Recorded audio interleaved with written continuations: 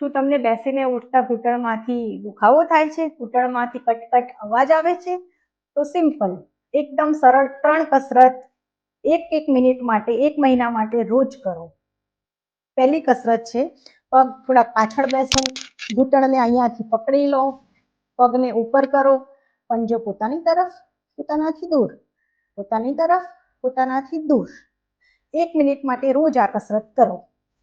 એક વાટકી લઈ લો, એને મૂકી દો, પગને અહીંયાથી પકડો, એડીને ફિક્સ કરો, પગના પંજાને સાઈડ બાય સાઈડ મૂવ કરો, વાટકી અને એડી હલે નહીં તે રીતે પગના પંજાને સાઈડમાં મૂવ કરો.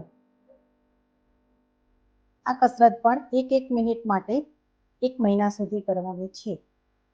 ત્રીજી કસરત, એક તકિયો લઈ લો, તકિયાને સીધા સૂઈને તકિયાને 2 ઘૂંટણ વચ્ચે મૂકી દો, પગ ઉપર, પગનો પંજો ઉપર નીચે, તકિયો બિલકુલ હલવો જોઈએ નહીં.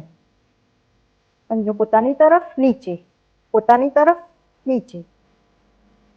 બસ આ 3 કસરત 1 મિનિટ માટે 1 મહિના સુધી રોજ કરો, બિલકુલ પણ ચૂક્યા વગર.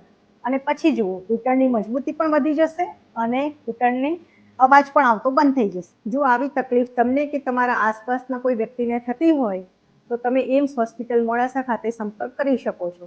Thank you very much.